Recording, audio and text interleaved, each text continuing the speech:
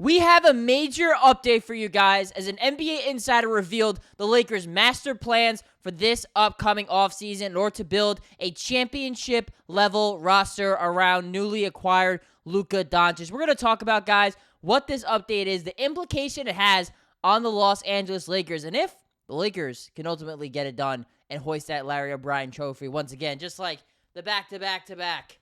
Like in the 2000s. We'll bring it back one time. Welcome to Lakers Digest, guys. My name is Hunter Pitcoff, and we cover everything surrounding your Los Angeles Lakers. It might be the Lakers offseason, but we are not taking a day off. We give you around-the-clock coverage surrounding the Lakers, as this is one of the most pivotal offseasons in franchise history. If you want to be a part of that, guys, we want you to subscribe, because 73% of you guys watching our content already are not subscribed. So if you are one of these people, I mean, you're getting free content around the clock. The least you can do, doesn't cost you a dime, is hit that subscribe button. It means a lot to the channel and helps us grow as we're trying to reach 20,000 subscribers. That is our goal here, and you can be a part of it too. So I don't want to keep you guys waiting too much longer, because you're probably wondering, what is this update and how is it going to impact the Lakers? Well, this is what we know. Dan Woke, who covers the Los Angeles Lakers for the LA Times, has for quite a while here, said this in one of his articles that, quote, the team, meaning the Lakers, has shown no interest in using Austin Reaves in a trade that nets them anything less than a top-tier big, and there really aren't any of those available. With the two most common names linked to them in the earliest stages of the offseason, Brooklyn's Nick Claxton and Dallas's Daniel Gafford. So that is what Dan Woke said in regards to who the Lakers are being linked to at this stage in late May for this upcoming offseason to pair with Luka Doncic. We'll get into a little bit later in this video, guys, how these guys are going to be good fits with the Lakers, and if there is a path to acquire either Nick Claxton or Daniel Gafford. But there is more, as Dan Woke is not leaving any meat on the bone here with more updates here, saying, quote, according to rival scouts and executives, the Lakers' best assets, minus Austin Reaves, are their 2031 first-round pick, second-year wing Dalton Knecht, and a bunch of expiring contracts. Some combination of them would be a must in any deal the team would make for a center. And to top it off as well, guys, another possibility or two could develop on draft night, depending on how teams value this group of young bigs. A player such as Duke's Kamen Malawak could be viewed as too good to pass up, even if a team has a center on the roster, and that could create an opportunity for a player to unexpectedly hit the trade market. So that is a lot of nuggets there that could definitely impact what the Lakers are going to do, and the clock might really start for LA on draft night, because yes, Duke's Kamen Malawak, guys, if you don't watch college basketball, dude is an absolute freak. He's 7'2", the definition of a rim protector, lob threat, high percentage scorer in the paint. Most of his points are, dunks, lobs, anything inside, but has shown some promise to shoot the three as well. He'd be a perfect fit for the Lakers, by the way, but it probably isn't going to happen, as the Lakers probably don't have enough to move into the top 10 to get someone like Malawak. But teams that are drafting in the top 10, like a Brooklyn Nets, for example, who have a Nick Claxton on the roster, perhaps they're sitting there, I believe, at pick 9 or so, or pick 8, around that range. Maybe they go Kamen Malawak, and they go, all right, Nick Claxton now is expendable. We're going to invest in a 19-year-old in Malawak, whereas Nick Claxton's in his mid-20s. That gets him younger, a cheaper option, a potentially a better option, but the Lakers can benefit off of a trade, something like that. For example, there's also guys like Derek Queen in the draft. Not the same type of big. I compare him to more of like a modern-day Zach Randolph.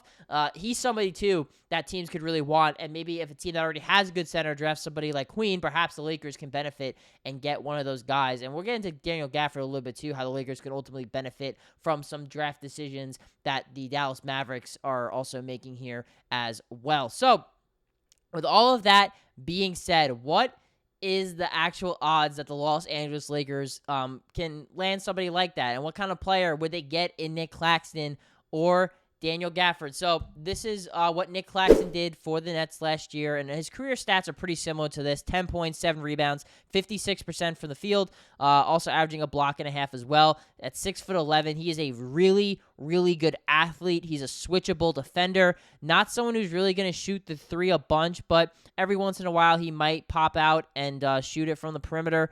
Also does not foul a lot. Only 2 fouls a game as well for someone who also averages a block and a half. And again, very switchable. So you're talking about, in my opinion, and we're going to pump the brakes a little bit here, but a much, much, much better version of Jackson Hayes is a type of player you're probably going to get in a Nic Claxton, right? This is somebody who has been very productive. And I think playing with Luka Doncic, he makes a lot of these big men look a lot better than maybe they are, or and maybe in nicer terms, unlocks some potential that we haven't seen because of how good of a lob passer he is and how he can just manufacture easy buckets for that center position. I think Nic Claxton, those numbers could definitely go up if he plays with somebody like a Luka Doncic. But Daniel Gafford as well is somebody, too, that the Lakers could potentially target here as while he has repped the Dallas Mavericks the last year and a half, averaging about 11-plus points per game, shooting over 70% from the field during his time there in Dallas, as well as 7 boards. And you don't see his block numbers, but pretty solid rim protector. Again, I wouldn't say he's as agile of an athlete as a Nic Claxton, but Daniel Gafford is a little bit bigger and more powerful. Like Nic Claxton, he's only about 215 pounds. Like Daniel Gafford, you were getting a much bigger, more of a bruising type of big man. There actually is a world, guys, where the Lakers could potentially land both of these guys. I don't think it's out of the realm of possibilities, although I think it's more likely that they probably land one or trade for one, and then eventually they'd have to go and sign one of those other guys. And let's get into their contracts here as well and how the Lakers could potentially make a move for one of these guys. So this is Nic Claxton right now. He is under contract for a while. So Lakers would have him pretty much for the rest of his, I guess, development years / prime, and then they could also extend him after the 28 season or even in the 27 season, and if he ends up being just a really good fit next to Luka Doncic. And while it is a pretty high number for Nic Claxton, that number is also going down, and the salary cap is only going to go up. So that contract is going to become more and more valuable every year that the Lakers get him, and at that $27 million spot. And according to this report from Dan Wokey, that it could take a first-round pick and Dalton Knecht and some expiring contracts to get it done. That was enough to go get someone like Mark Williams. I do think that would be enough to get somebody like Nic Claxton. But then looking at what Daniel Gafford is making here, he's actually on an expiring deal and only making $14 million a year. So at 27 years old, too, entering the prime, if not in his prime already, Daniel Gafford is someone that would be easier for the Lakers to acquire. They wouldn't have to, give up as much to get him. Now, Dallas is in a different situation than Brooklyn. One, they are not a team, despite having the first pick in the draft, which is so rigged, guys. I mean, we all know that Cooper Flagg's coincidentally going to the Mavericks after this trade. All right, sure. But anyways, though, looking at the Dallas Mavericks, this is a team that is trying to compete. They traded for Anthony Davis. They have Kyrie Irving. They have win now guys. They want to compete. So expiring contracts aren't really going to get the job done for the Mavericks unless it is a player that they like. So maybe they like Dalton Knecht, maybe they don't, or they take that expiring contract, they cut somebody, or they flip it. Who knows? They could do that as well. But Daniel Gafford, the reason why is because he might not have a role, right? So the Brooklyn Nets could draft a big man potentially, but they're also a rebuilding team. The Dallas Mavericks have Derek Lively. They have Anthony Davis.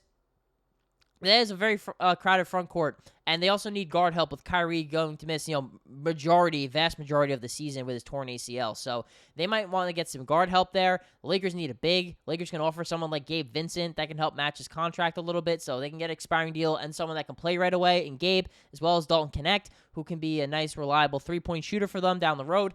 I think that is a trade that makes a lot of sense. Knecht, Gabe Vincent, and a first for somebody like Daniel Gafford. But at the same time, again, Gafford's a good player. I don't know if Dallas is going to want to bite the bait. And on top of that, too, guys, let's not forget that the Dallas Mavericks got absolutely clowned for trading for Luka Doncic or trading away Luka Doncic and what they got for him. So perhaps they don't want to make a deal with the devil again in the Los Angeles Lakers. And looking again, guys, at what the Lakers' salary cap situation is looking like here.